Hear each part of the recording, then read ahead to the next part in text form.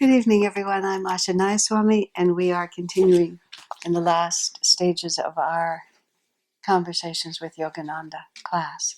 Let's begin with the prayer. Heavenly Father, Divine Mother, Friend, Beloved God, Jesus Christ, Babaji Krishna, Lahiri Mahashaya, Swami Sri Yukteswar, Beloved Master, Paramahansa Yogananda, Saints of all religions, humbly we bow to you all. Help us to remember that we are your children, that we live by your grace, that our fate is always in your hands. Help us to remove all doubt that everything that comes to us is an expression of your loving grace. Give us clarity and courage and sweetness that we may receive your gifts in the spirit in which you give them, for our freedom, for our eternal joy in thee. Om. Peace. Amen. I'll start. My friend Keshava will do a couple of chants for us, then we'll meditate a few minutes, and then we'll start our class.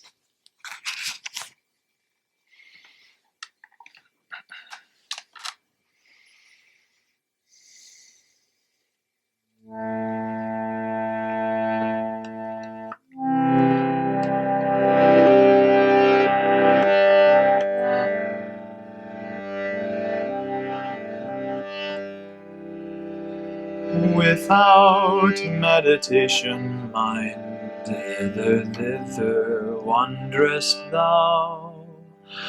Without meditation, mind, hither, thither wanderest thou.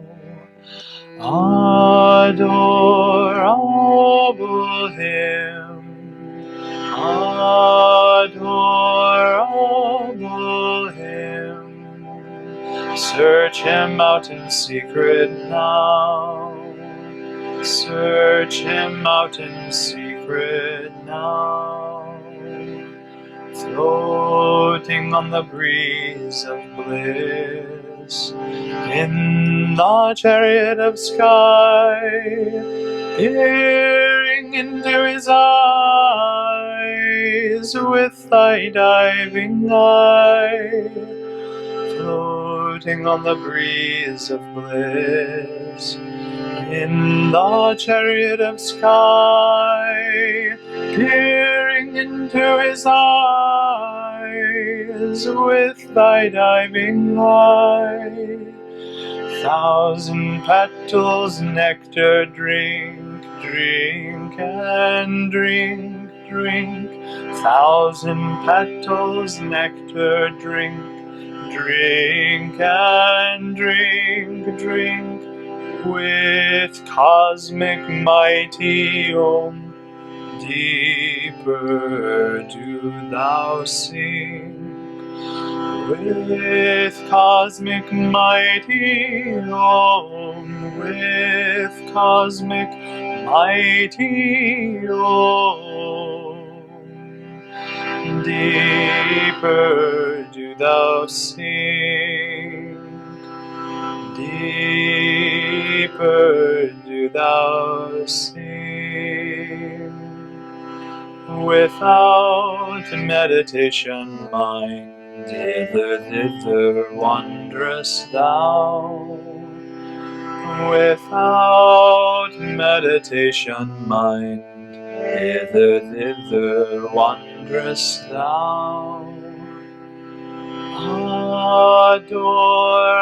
Adorable hymn, adorable hymn. Search him out in secret now. Search him out in secret now. Floating floating on the breeze of bliss. In the chariot of sky, peering into his eyes with thy diving eye, floating on the breeze of bliss. In the chariot of sky, peering into his eyes with thy diving eye, thousand petals nectar drink, drink and drink, drink. Thousand petals nectar drink, drink and drink, drink. With cosmic mighty Om, deeper do thou sink. With cosmic mighty Om, with cosmic mighty Om, deeper do thou sink, deeper do thou sink. Without meditation, mind, hither, thither wanderest thou.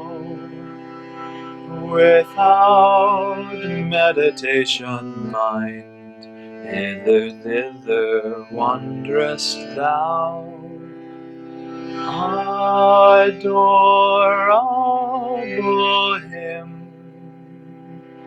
adorable hymn. Search him out in secret now. Search him out in secret now. Floating on the breeze of bliss. In the chariot of sky, peering into his eyes with thy diving eye, floating on the breeze of bliss. In the chariot of sky, peering into his eyes with thy diving eye, thousand petals nectar drink, drink and drink, drink. Thousand petals nectar drink, drink and drink, drink. With cosmic mighty Om, deeper do thou sink. With cosmic mighty Om, with cosmic mighty Om, with cosmic mighty Om, with cosmic mighty Om, deeper do thou sink. Deeper do thou sink, deeper do thou sink. Search him out in secret now. Search him out in secret now. Search him out in secret now.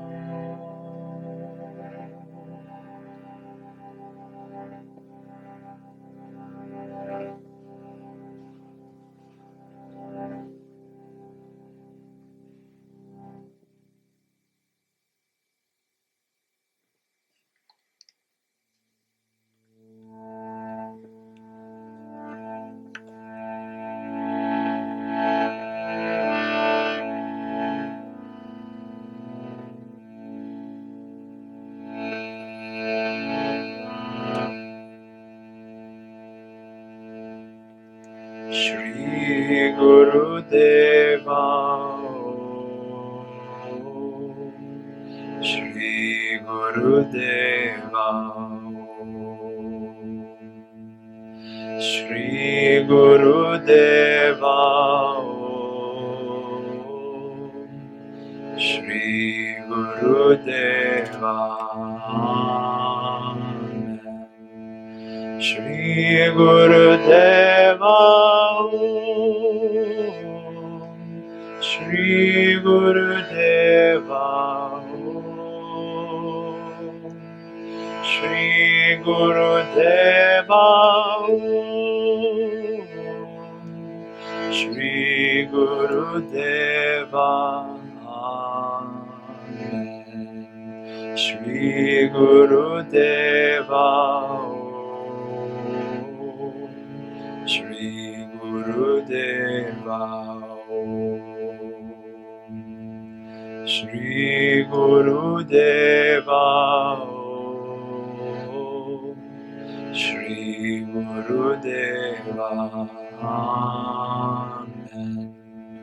Shri Guru Deva Shri Guru Deva Shri Guru Deva Shri Guru Deva Amen. Shri Guru Deva Shri Guru Deva Shri Guru Deva Shri Guru Deva Amen. Shri Guru Deva Shri Guru Deva Shri Guru Deva Shri Guru Deva Amen. Shri Guru Deva Amen. Shri Guru Deva Amen.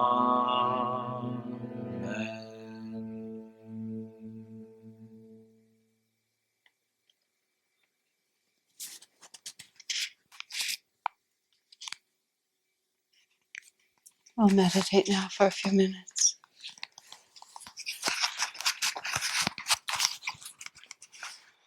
Om, peace.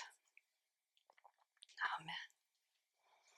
Well, that's a nice way to begin the evening, isn't it?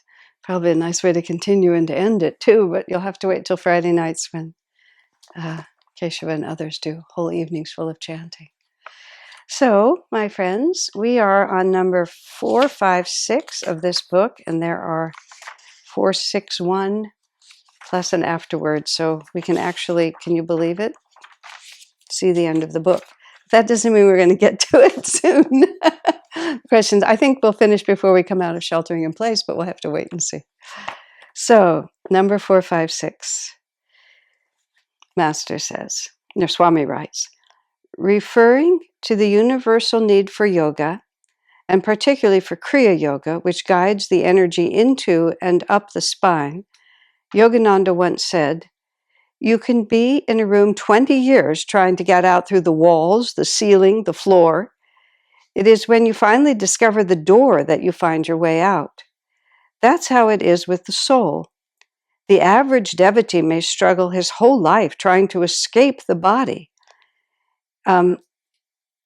Initiations, what did I, excuse me, I'm sorry. The average devotee may struggle his whole life trying to escape the bodily limitations by unscientific means and by the paths only of devotion or discrimination. By Kriya Yoga, however, if he is sincere, he can escape quickly. Kriya Yoga takes one to God by the universal highway, the spine. There's a lot in here. I heard Sai Ganesh this morning, who was doing a broadcast about Gita verses, and I came in toward the end, and he said the path is simple. It's not easy, but it's simple. And he gave an obvious explanation of why it was simple, which I'd never really thought of exactly. You interiorize the energy and you raise it up the spine. And that's all there is to the spiritual path. Everything else is just sort of what comes with it. But the end of all practices, whether it's seva or bhakti or whatever it is that our awareness becomes internalized and elevated. So when Master talks about Kriya Yoga, he's talking specifically about the technique, the ancient technique of meditation that he came to the West, he brought to the West, that was brought through Babaji, through Lahiri Mahashaya, out of the Himalayas into everyday life. In Autobiography of a Yogi, Babaji is described as this deathless master who lives in the Himalayas, even now, with a band of his disciples, including several Americans. Every time I read that, several Americans. Were they born in Chicago? Did they grow up in California? I mean, it's just like, there's a very interesting sort of phenomenon when I think about Babaji. Because I lived with Swami Kriyananda, because I had so much of my life was closely associated with Swami Kriyananda, and he is an extraordinarily highly evolved, elevated soul. But I also understood how such a person wears their consciousness very naturally. The way Swamiji in his autobiography, The Path, described Master as being so comfortable with his realization that he wore it like a comfortable old jacket, as opposed, he said, to individuals who may have been more recently ascended into that high state and had to be more protective of themselves. Master could just move through all levels of reality with complete ease because he was so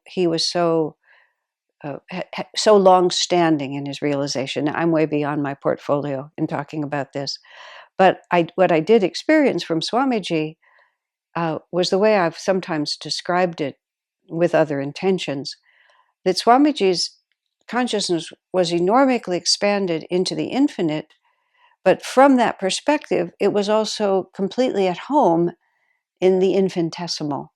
In the everyday things of life, he moved as easily through the ordinary parts of life as he did through the extraordinary parts of life. Whereas we often have in our minds, that to be elevated spiritually makes you peculiar in some way. And Swamiji talked in The Path also that when he first moved to Mount Washington, he read Autobiography of a Yogi. It took him about 3 or 4 days to read it.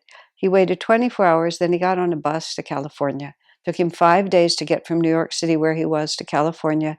He went directly to Master and was accepted as a disciple. So, less than 2 weeks from when he picked up Autobiography of a Yogi, and he knew nothing about gurus or any of this until he saw Master's face, not on this book, but on that book. He saw Master's face, he recognized him. It's a beautiful story in itself, and Swami came to Master, and then there he was. And he said it was a week or two before, after he was accepted, it was a week or two before he saw Master again. And then Master was scheduled to give the lecture at the Hollywood Church. And Swami had no idea what Master would be like. He'd read the book, he'd met him in person, he'd been initiated, but he'd never attended a program that Master had given. And Swami writes about it in his autobiography. He said he sort of expected that Master would declaim from the mountaintop with a kind of automatic reverb in his voice, that would just echo through the small church as he made pronouncements. And then Swami just writes, Reverend Bernard, who was one of his fellow monks, who had given the service the previous Sunday, was a little bit like that. Reverend Bernard was not a self-realized master, but he thought it was appropriate to put himself forward that way. I'm going to tell this little anecdote, and then I'll come back to where I want to go with Master. About 25 or 30 years ago, when I was just beginning to have the kind of work that I've been doing ever since, I met two different Episcopal priests up in the Northwest. Both became Kriya bonds and good friends, and they both had churches. They became Kriya bonds, but they remained active as Episcopal priests, and they invited me to help lead a retreat for other priests. And I didn't have a lot of experience at that point, and that's my only excuse. Anyway, I didn't have a lot of experience. I was just learning. I must have been 40 at that point. Nope, I would have been like 33, 34. So it was all men. At that point, the ministry of the Episcopal Church was still masculine. Just right after that, it started turning, a lot of women started taking those roles. But there was one woman priest and me, and then the other 30 or so were all men. And there was a lot of bantering. They all knew each other well. And we were about to have lunch or breakfast, perhaps. And so everybody was a clergyman. So it was a question of who leads grace, and there was a lot of good natured, whether Walter would do it or Fred would do it or Edward would do it. But they're all priests, so they're all laughing about it. And lots of joking is going on. And then all of a sudden a voice says, "Beloved Jesus." And I thought we were still joking. So I started to giggle. And fortunately, I realized that we were not joking, we were praying. So I tried to sort of turn my giggle into a cough and just tried to cover it in some way. Because before we were just being ourselves, but now we were praying. And so now we couldn't address Jesus the same way we addressed each other. And that was not the way I was brought up spiritually. I mean, brought up meaning it's not the way Swami trained me. The whole weekend, it was a wonderful weekend. I had a wonderful time with all of them. But afterwards, my friend said to me, I looked like I was always translating. It was like they and I did not speak the same language. So everything they asked me, I would get this look in my eye while I would try to just run it through my mental computer to try to figure out what they actually were saying to me. And then I would take my answer and I have to run it back out through the computer before I could give it to them, which is exactly how I felt. I knew that we were all the same species, but I could tell we didn't speak the same language. And what I came to, with one or two exceptions there, my two friends, of course, and one other man. So it was actually just 3 out of 30 or so. The three of them had internalized their relationship with God. And their relationship with God emanated from inside of them. The others, with completely sincere intention, so I mean no judgment here, had received their spiritual understanding and they wore it.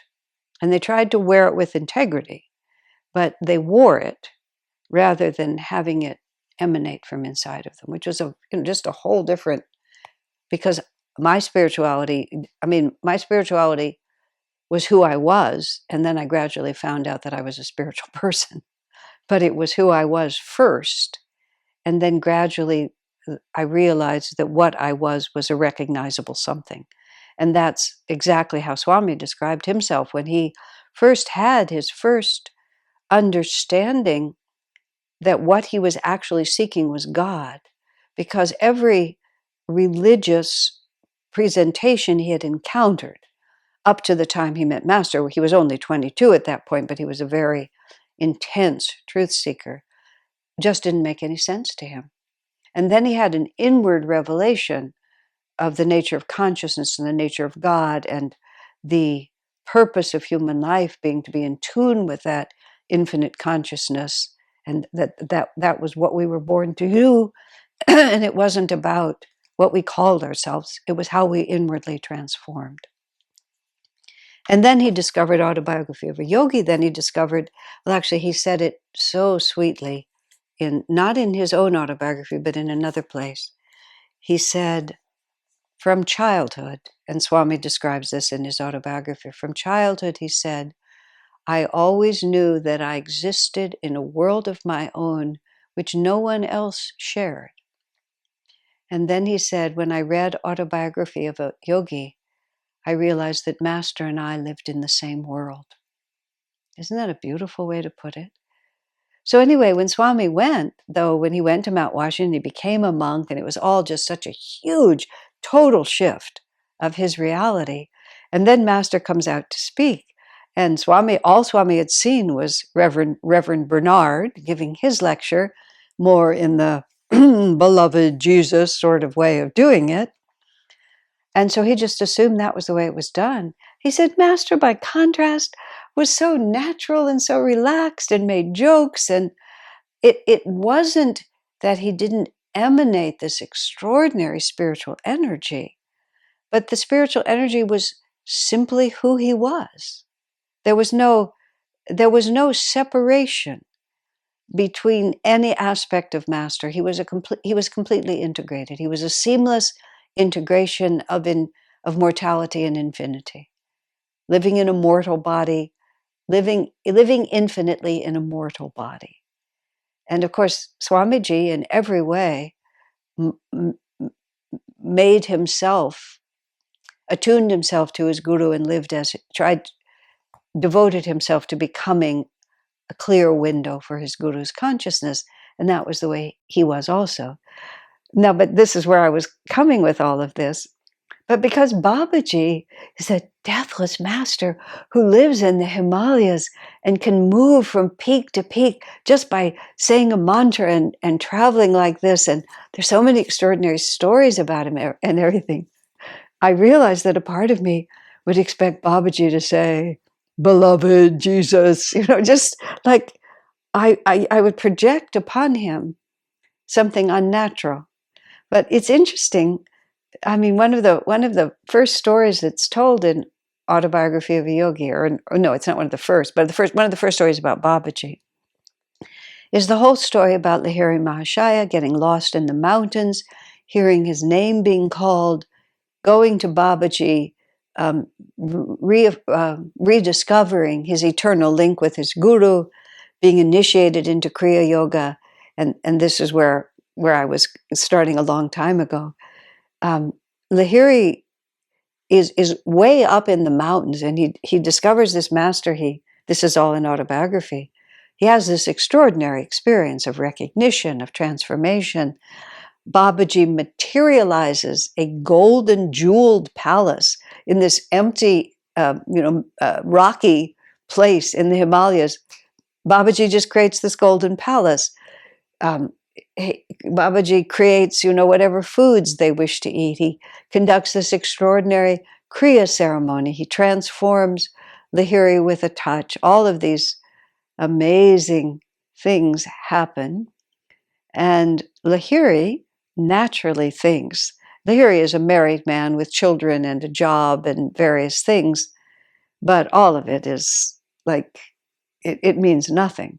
And as the story is told, Lahiri's assumption is that now that he's reunited with his guru, and Babaji shows him the asana blanket and the water pot that belonged to Lahiri in a previous life, that Babaji has kept polished for the return of his disciple.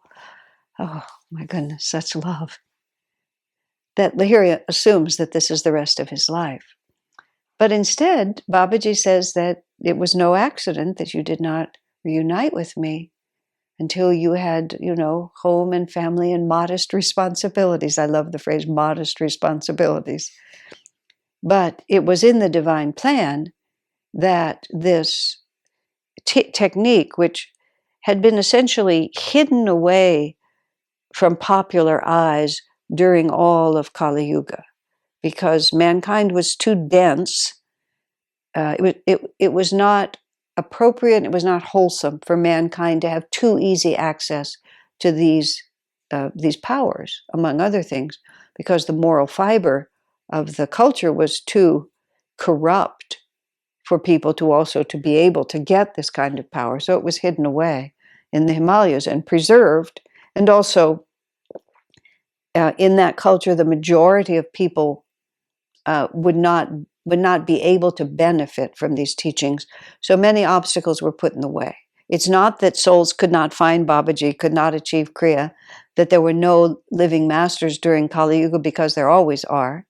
It's just their roles are different and the recognition is more difficult. But now, Dwapara Yuga has started, or is just about to begin. This is in the 1800s, and we're in the Sandhi, we're in the 1700 to 1900 in which we're transiting. 1900 is going to be Dwapara Yuga proper. Lahiri's role is to bring it back really literally into the marketplace. And so when Babaji is sending Lahiri back to his life in Varanasi, and he tells him to give Kriya Yoga initiation to all those who are willing to renounce everything in their search for God. And in so many words, Lahiri says, well, I doubt if I'll give very many initiations. And he says, very few people are able to dedicate themselves that completely. He said, but many, many people would be uplifted by this liberating technique. And so the way it's done in autobiography, Babaji says, through you, the divine has spoken. And so Lahiri basically interceded for all of us. Thank you, Lahiri. And made Kriya more accessible. So that nowadays, basically, anyone with even a little bit of discipline can qualify for Kriya initiation. And so right in our hands is this extraordinary technique. So in the context of all of this, I was speaking earlier about this sort of picture in one's mind of how remote Babaji is. Something happened. This is I'm going to tell a story, another part of Autobiography of a Yogi, but when Swami Kriyananda went to India in 2003, he was already 77 and his health was not so good. And the last time he'd been in India was 1958, when he was in his mid-30s. And he traveled and lectured a great deal in India and was in contact literally with thousands of people. He had regular satsangs in which several thousand people would come. And now he's going back to India after 40 years, and he's very concerned because, as he said, even then, travel in India was exceedingly difficult. He said quite simply, travel like that in India now would kill me. But he wanted to be able to reach many people, and he didn't know how he was going to do it. But when he arrived back in India, after he'd visited a few times in those 40 years, but he'd never spent much extended time there. He took a several month seclusion in 1976. But other than that, it had just been a few weeks here and there. But India, by that time, this is 2003, India had transformed so much. I mean, from 1976 to 2003 was a very long time in the upward trajectory of India. And what Swami discovered, which he didn't really know about, was that there were these dedicated spiritual television channels. So Swamiji obviously saw, now there's the internet also, which was just coming in at that time, but television in India, these dedicated channels were watched by millions of people. So Swamiji began to film a whole year's worth of television programs, actually based on this book. You can find them on the internet now, Conversations with Yogananda. The program is called The Way of Awakening, but the textbook is this one. And because of that, actually, Master was known in India, but not that well known. Swamiji said he was presented somewhat in a sectarian way.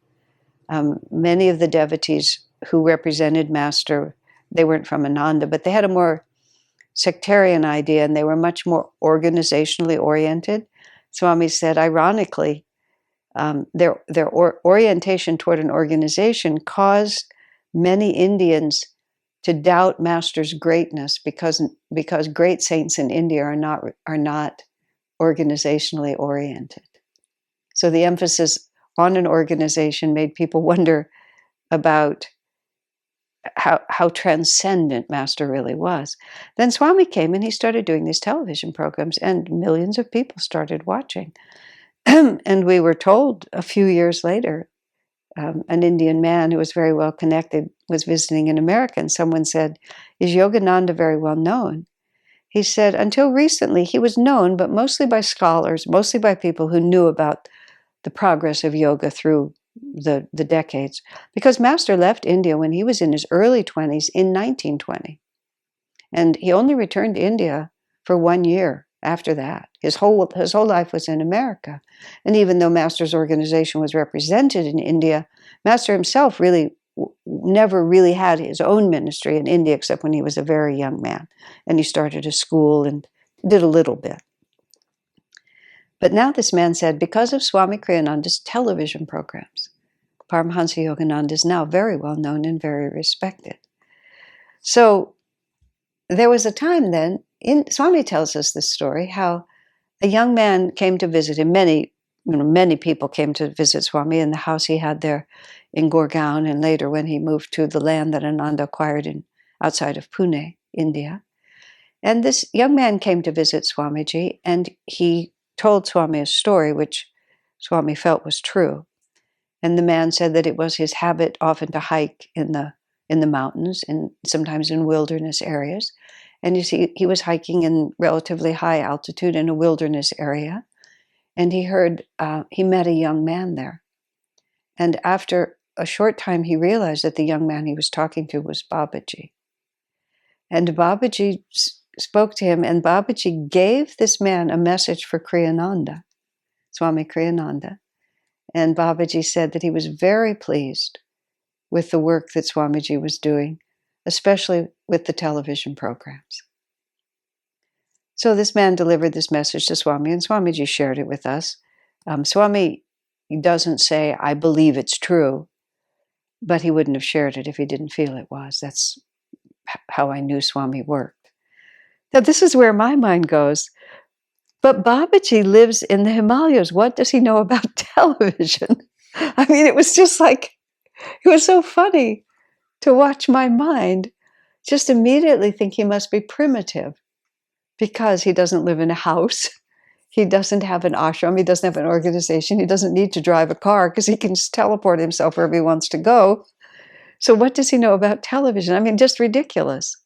But nonetheless, these odd prejudices stick in our minds. We just get these narrow stereotypes. And that was very helpful to me because it made me realize, insofar as we model the masters after our own image, we limit them to what our imagination can think of, and much to our detriment. We do that. So going back to Autobiography of a Yogi, when Lahiri left and he was heartbroken to be leaving his guru, Babaji said, I will come whenever you call me. So then the story continues, and Lahiri is coming down from the mountains after this. He was presumed lost because he went up there hiking and didn't return for some time. So he meets friends of his, and he visits in their home on his way back, and he tells them about this extraordinary Himalayan yogi that he met in these experiences, and they're quite skeptical. They think that he's delusional from having been lost in the wilderness, and he asserts that he is not. And he said, this master will come whenever I call him. So Lahiri asked to be put into a room of the house, and the door is shut. And I believe a blanket is laid out for Babaji. And alone in that room, Lahiri calls to Babaji. You promised to come whenever I called you. So Lahiri calls to Babaji because he wants to prove to his skeptical friends that Babaji is real. So Babaji materializes because this was his promise. But then Babaji scolds Lahiri. He said, I said I would come whenever you called me, but you've summoned me for a trifle. Miracles are not the way to persuade such skeptics, or another way of putting it is miracles should not be wasted on skeptics like this. But then Babaji says, and this is the part where he's just so natural. He says to Lahiri, but I don't want to embarrass you in front of your friends. He said, so let's invite them in. But he also says, from now on, I will not come whenever you call me. I will come whenever you need me. Which is just like, even always the disciple, always the master. There he is being corrected. I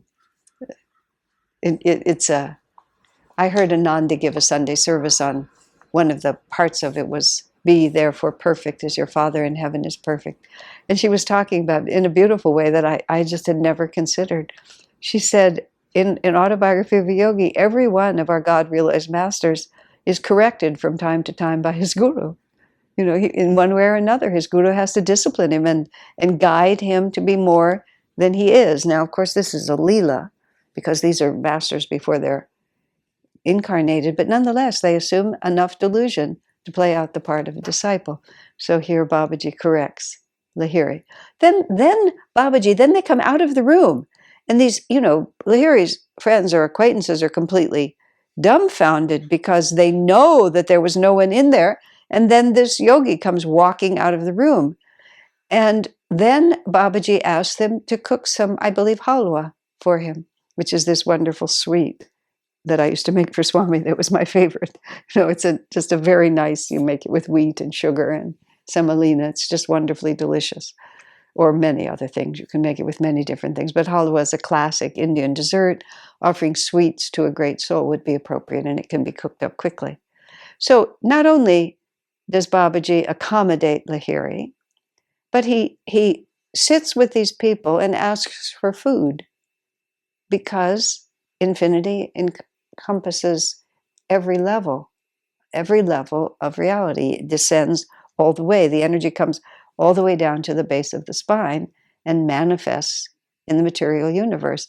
And this material universe is nothing but a manifestation of that spiritual force. So we have in our mind that there's some dividing line, like below which a master will not sink. But it's exactly the opposite. It's that everything, it's just like I reach out my hand like this, and the end of my hand is no less me than the origin point, because it all emanates from the life force that is me. There's this outside in the courtyard of the community where I live, outside the window of this house, there's this extraordinary elm tree, which is the guru tree of the property. Just, it's extraordinary. And its branches extend in so many directions. I've been living with this tree for 30 years. This tree and I have been together for a long time. And I so often think of it as a perfect image of how creation is, and how the masters are, how I should become.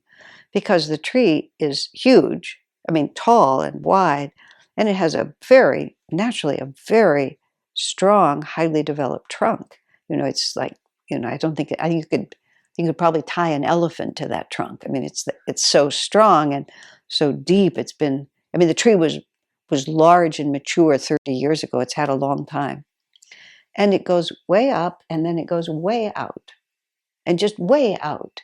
And when the breeze blows, these very far out branches are very small and light. The tree doesn't shake, but the trunk doesn't shake, but the branches go like this, and the tiny little leaves, they flutter like this.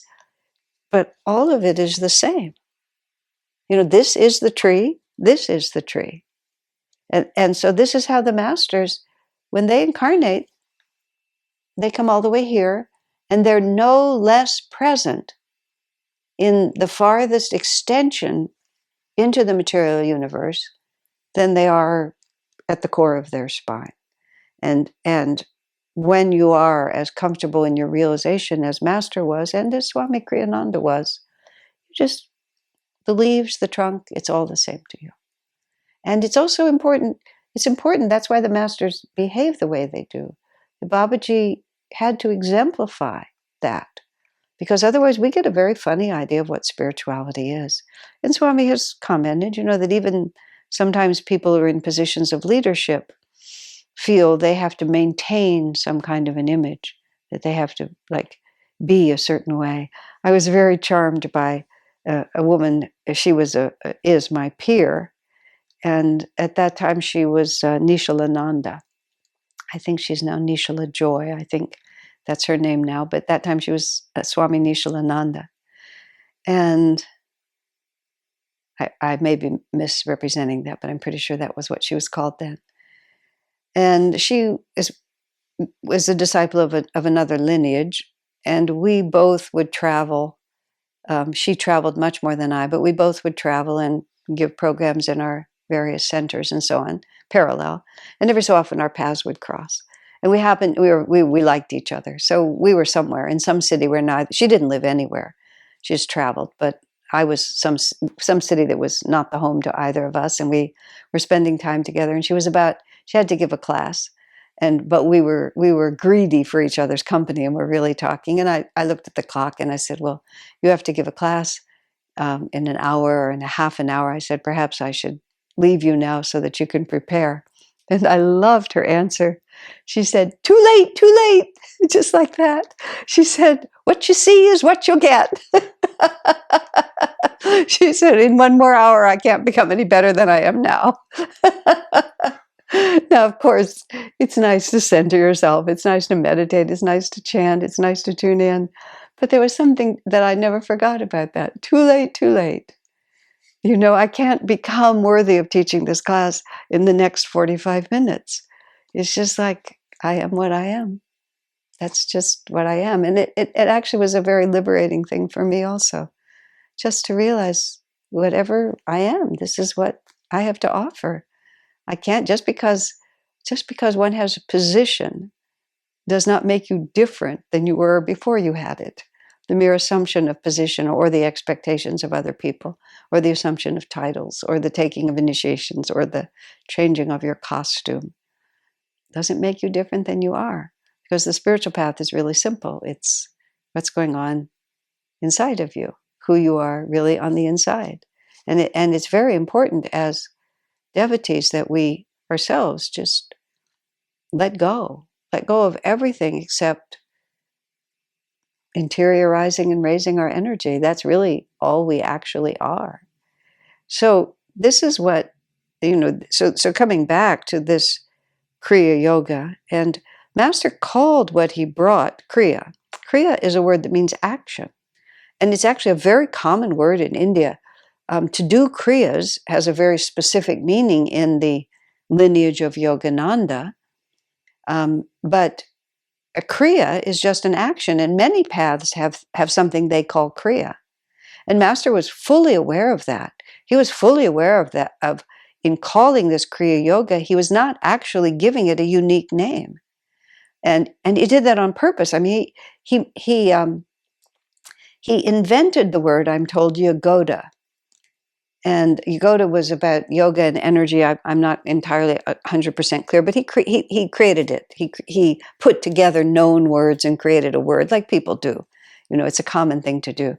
And the Yagoda exercises, which is later we called in America the energization exercises, was an original contribution of Master. He didn't invent the principles, because the principles are universal, but that way of accessing divine energy through those 32 exercises, which train the willpower and give you mastery over the flow of energy in your body, they didn't exist, or they weren't known until Master brought them forward. So it was an original contribution on his part. And the Yagoda exercises, which he called them for a while, was an original name for it. But Kriya was already there. And in fact, Master said, Jesus taught this or something very similar to his disciples. And he mentions St. Paul was an adept. Somewhere in autobiography he lists a number of very well-known spiritual figures. And he said all of them did Kriya, meaning the same technique that he taught, or something very similar. Now, Master wasn't trying to say, see, I have influenced all these people. He was saying just the opposite. He was saying, this is something that simply exists, because the spiritual path is very simple. We have to interiorize our energy. We have to clear we have to release the vrittis in the chakras, which bind us to delusion. We have to free that energy to rise up the spine. Because spirit descends all the way to the earth chakra, and once spirit has descended through these, it comes in through the medulla, but through these, especially these 6 chakras here, 6 counting the medulla as the opposite pole of the spiritual eye, it commits us to material life. And when the sperm and ovum come together, Master said, and this is an answer to the question: is when does life begin? When does the soul enter the body? When is the When is the baby in the womb an individual? I mean, this is obviously a question I'm talking about. You can see where that would go, but I'm not going to go there. Master said when the sperm and ovum unite, that there's a flash of light in the astral world, and those souls who are ready to incarnate, who are in tune with that flash of light, the phrase Master uses, they rush to get in. And he said sometimes more than one will get in. I mean, it sounds a little chaotic. Every time I hear that story, I think of people lined up outside a department store waiting for the door to open so they can all rush in and get the bargains first. But I'm sure it's not quite that chaotic. But it sort of sounds a little that chaotic too. But the point being, there's a flash of light in the astral world, and the jiva, which is the unique individual spark of spirit, which is the continuing consciousness through all our incarnations. The word jiva, soul is the English word, but jiva is more accurate. The jiva enters, and it's because the jiva is there, that's how the body is manifested. Otherwise there's no astral pattern to create a body, and there's no conscious will to create the body. The body is not created sort of like, it's not a mass creation. It's not like God is randomly, just taking sperm and ovum and creating, embryos and babies. It's that each one is consciously created by the jiva that's going to occupy it, according to the precise astral pattern of the consciousness in the chakras. So what happens, I've seen these little books, Your Developing Embryo, these little pictures. I don't know how they get these pictures. God knows only how they get these pictures. And what I have in my mind, I think of as a photograph, but perhaps it's just an illustration. And it's like the first thing that happens looks like a matchstick, like a little wooden matchstick. It's like from the medulla to the base of the spine. That's the first thing that's created. And then from that, the nerve plexes, which are geographically in relationship to where the emanating astral energy of the chakras is there, the nerve plexes are there, and then the whole body is formed. Everything in creation is systematic, and everything in creation is manifested from the center outward. This being the center, this is the individual jiva identified with the physical body. So the energy descends all the way to the earth chakra, which is the base chakra, and then the energy begins to flow out, and this physical body is manifested. And we withdraw either in spiritual realization or in death along the same route. And a spiritual realization or deep Kriya practice, St. Paul described it by saying, I die daily. And what he meant by that was that I withdraw my consciousness from the material world as a conscious act of will and devotion by the power of Kriya, Master said, or something like it, because even though I have committed myself to the material world, Paul was saying, I'm capable of completely withdrawing it. And this is why a great yogi, his heart will stop, his breath will stop. It's like he'll appear like he's dead. It'll appear as if his jiva has exited from his physical body, but in fact, he's just, what would you say? He's just withdrawn temporarily from the material imperatives, but has left sufficient life force for the body to still be habitable and functional when he wants to come back. One of the reasons Master attracted so many thousands of people to his lectures, and Master was one of the most popular lecturers ever in America. And he crisscrossed the country, and he went to all the major cities, in the 1920s and 30s. In 1925, he settled in Los Angeles, but he continued his spiritual campaigns, is what he called them. He would go to the largest halls in the biggest, best-known cities in America, and he would fill them, 5,000 people, and people being turned away. Because one, he was a phenomenon. Two, he had the extraordinary power of God. No one had ever seen anything like him.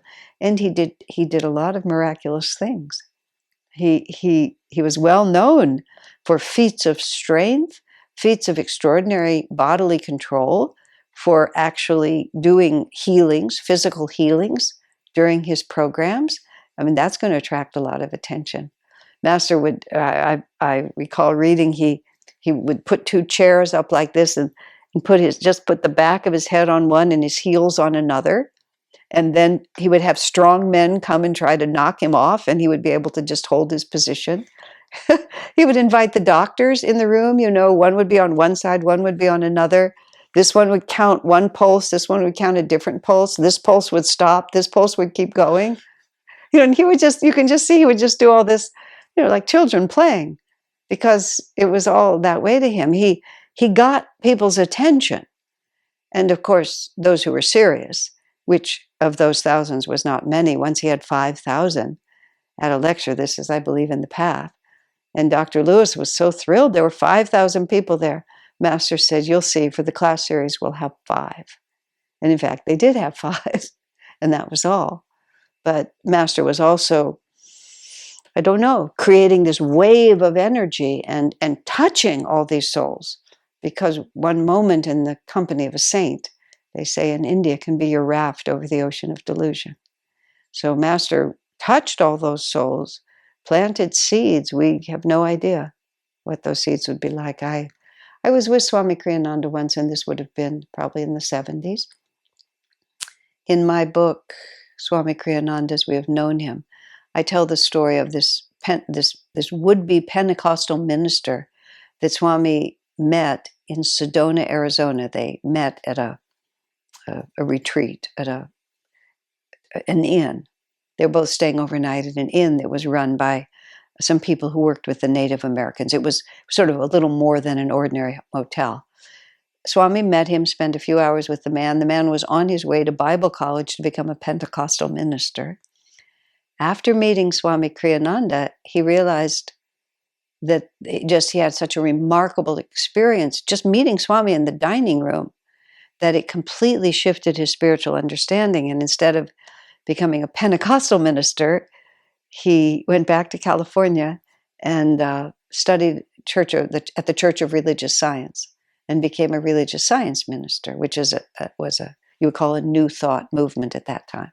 He had a church in Reno, Nevada, and which was just a couple of hours from Ananda Village.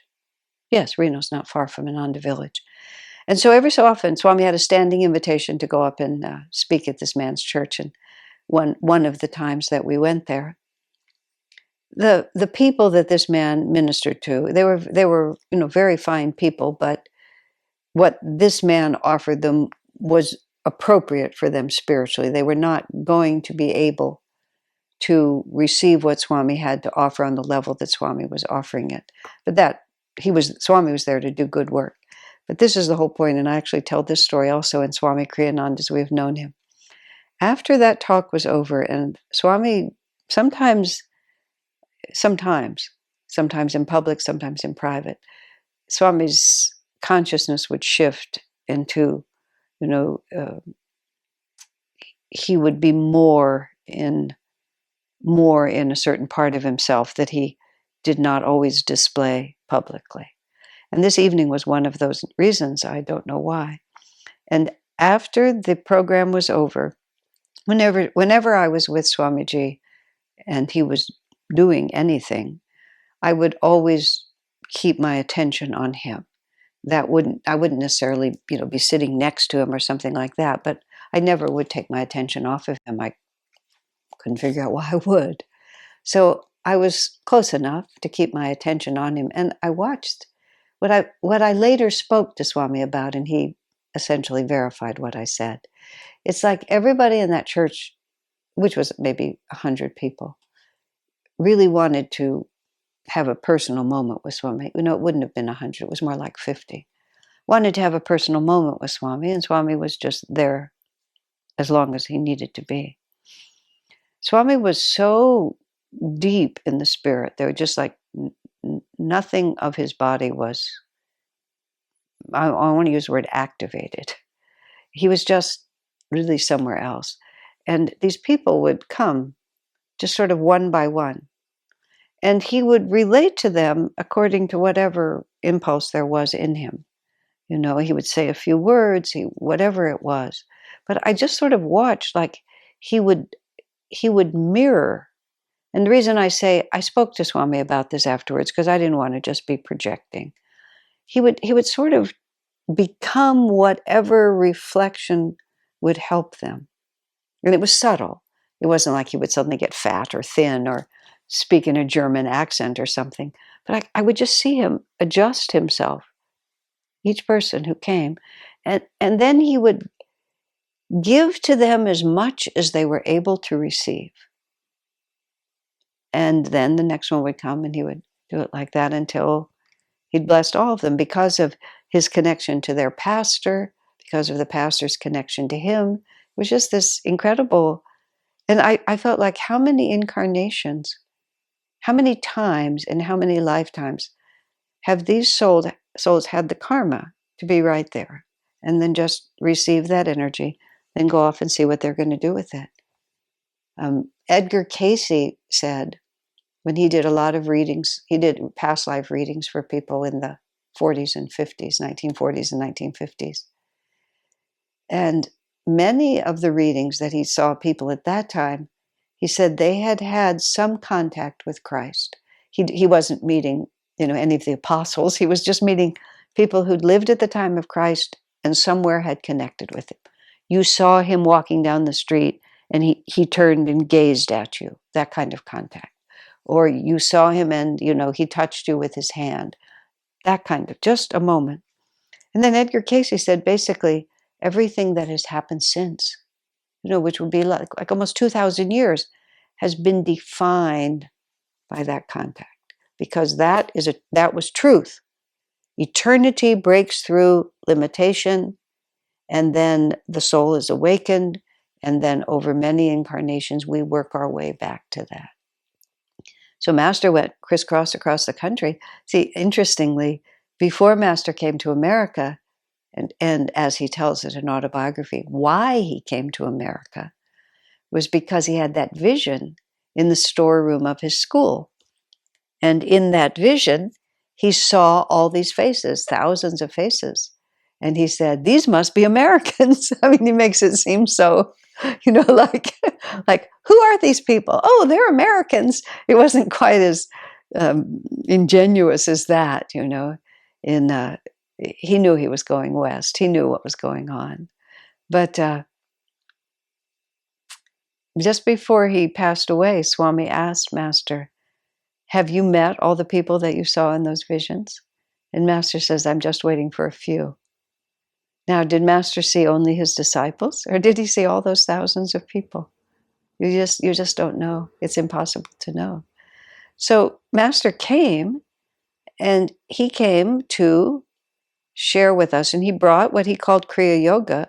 But Kriya Yoga was the inner communion, the interiorization of spiritual, the technique for making spiritual realization, for making spiritual longing into spiritual realization. And this is where he says in this particular, thing that we're talking about, the average devotee may struggle his whole life trying to escape the bodily imitations by unscientific means. By unscientific means, he means sometimes by too much fasting, too much austerity, just by unscientific means that are not clearly related to what the job is, which is that we need to withdraw from physical compulsion, interiorize the energy, raise it up to the spine, to the spiritual eye. And in the process, what's happening in all those, the chakras and all the vrittis, is the energy. A vritti is a whirlpool of energy, and the whirlpool of energy, a whirlpool is based around a central point, which holds the force together.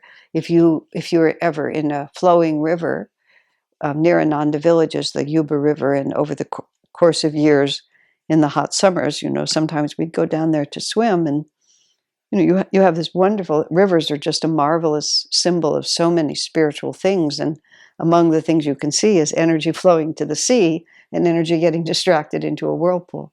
And whenever there's a whirlpool, there's always something that's holding it. And it's, sometimes it's in a river, whirlpools come and go. Maybe there's a big rock in the point, and so, or else there's like a tree branch or some debris that has gathered there. And so energy that would be merrily heading toward the sea gets distracted by some center point, which just forces the energy to circle around itself, and it remains trapped and is not available for the journey to the sea. So when the sperm and the ovum come together and the jiva begins to manifest the little potato stick, which is our body, through all those chakras, it creates the vortices. The vortices determine the gender, what determines whether you're in tune with the flash of light in the first place. But the body that you make is set up in order for those vrittis of karma to have an opportunity to express themselves.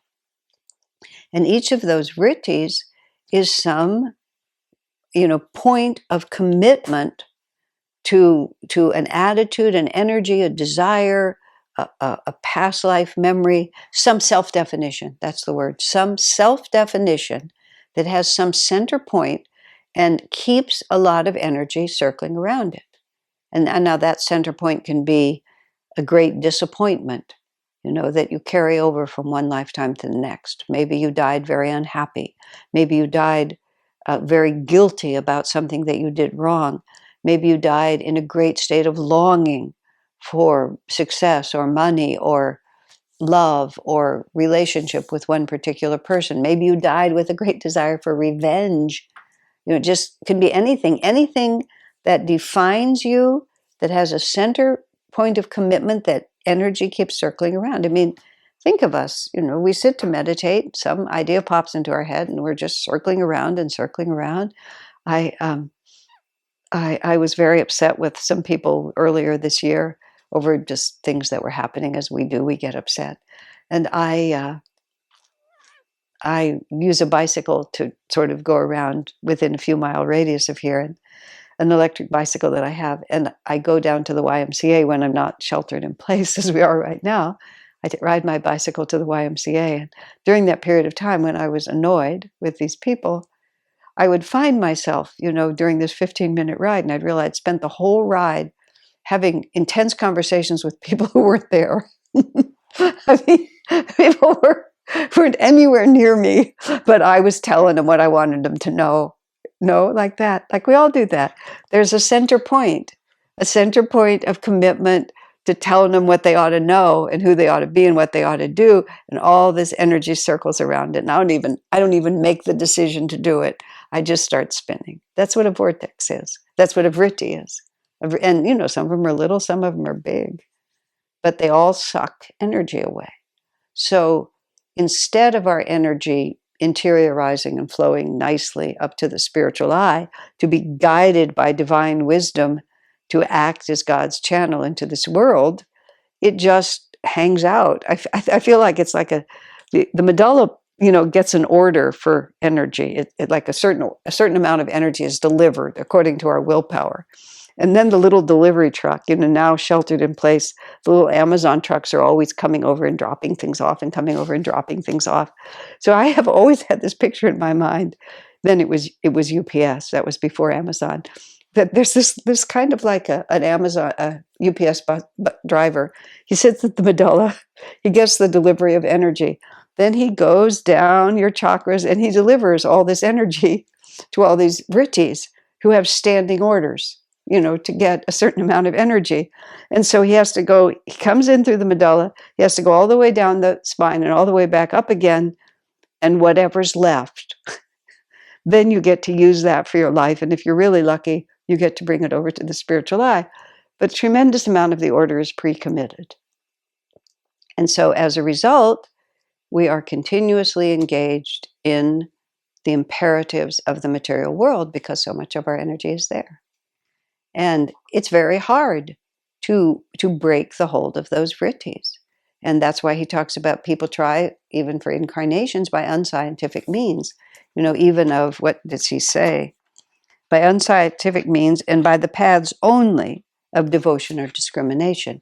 Now, devotion and discrimination are tremendous powers to break up those virtis. Because, I mean, let's talk about devotion for a moment.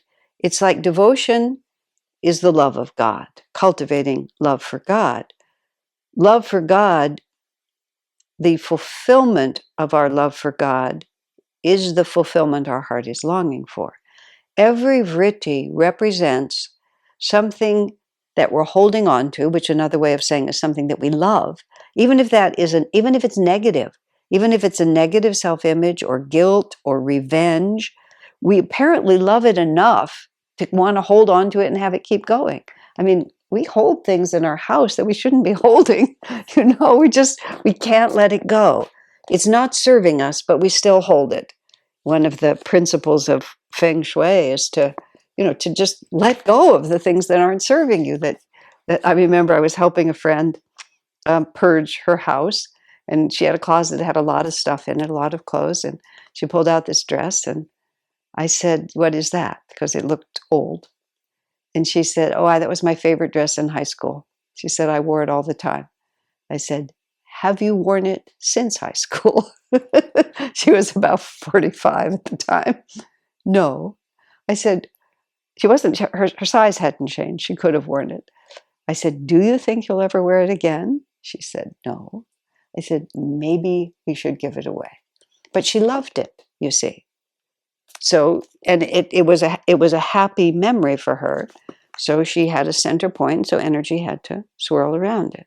In Feng Shui, they call that blocked qi, because there was a standing UPS order for a certain amount of her devotion had to be devoted to this dress. I mean, no, we're not talking a serious thing. You can be devoted to things that really have a lot of power, but a lot of many tinies become really, really big after a while. So it's not a small thing. Block chi is a serious issue.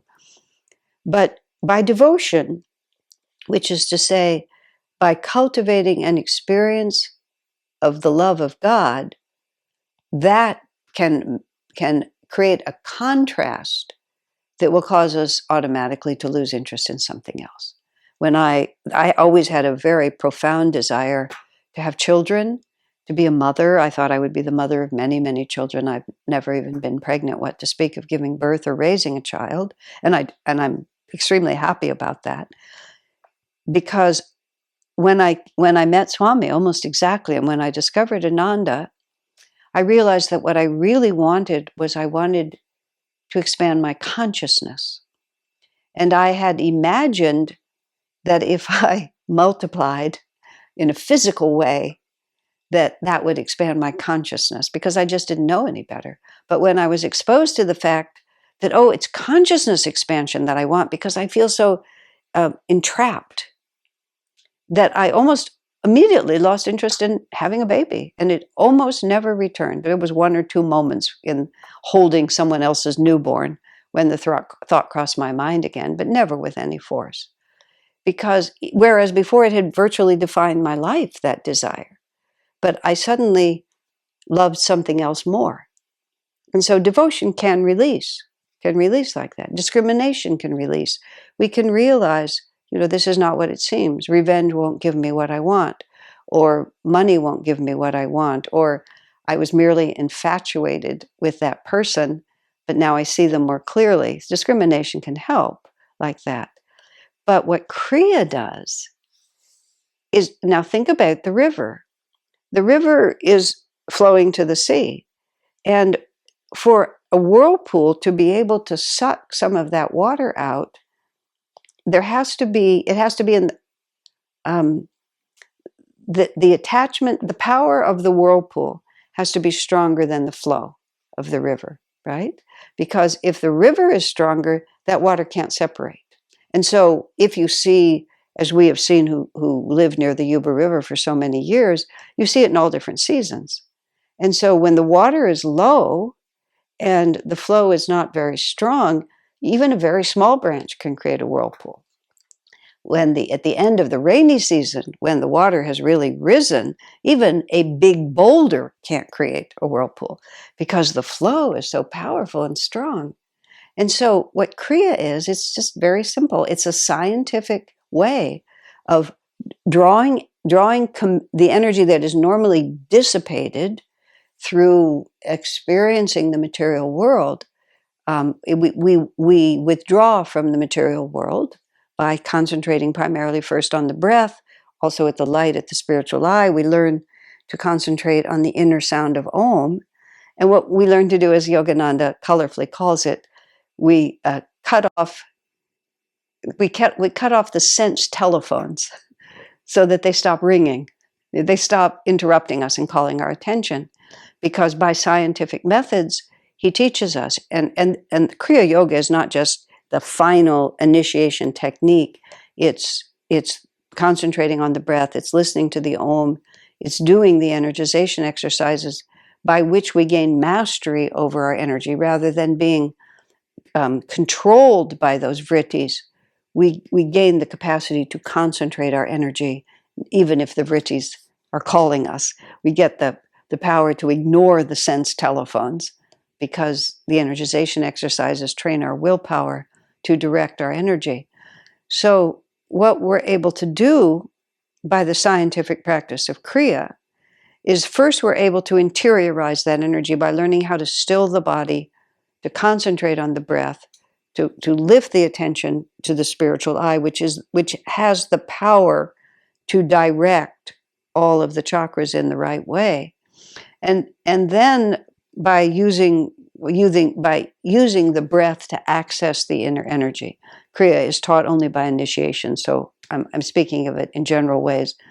It's taught by initiation because in order to do it effectively, you have to have some understanding of what you're doing, and you have to have some established practice and some experience. Otherwise, you won't know how to do this. It's just like you don't teach someone in the 3rd grade calculus. They have to know a few things first. It's not because you don't want them to know it. It's that they won't be able to do it. You don't give a beginning violin student an impossibly difficult piece because they won't know what to do with it. Kriya is not as hard as you can do Kriya sooner than you can play a complicated violin piece, most people. But nonetheless, some preparation is needed. But by understanding the breath, understanding the Om, understanding the spiritual eye, understanding how to turn off the sense telephones, how to place the body properly, how to do the necessary exercises that will relax the body. I mean, all of these different things, how to open the heart, how to develop devotion, how to understand the principles of what you're doing, which is where discrimination also has its part. Then what you can do primarily, you see, is you can greatly intensify the flow of energy in the spine, and you can greatly intensify the upward movement of that. And by greatly intensifying, and what you're actually doing is you interiorize the energy, and first you're creating a circuit of energy based on the inhalation and the exhalation, where the energy is flowing up and down the spine. It's interiorized. Then eventually that dual flow of energy unifies into one. But you don't have to have that explained to you because it will happen to you. It's a little bit when an aspiring musician asked Mozart how he could learn to write music, and Mozart how he could write a symphony. And Mozart suggested to the man that he start with a solo piece for one instrument, then maybe he could write a duet, then a quartet. And the aspiring composer said to Mozart, "But that's not how you started. You wrote a symphony right away." And Mozart said, "Yes, but I didn't have to ask anyone how to do it." So you don't have to understand all those things, because when you begin to experience them, you'll understand them. They're not theories, they're actual realities.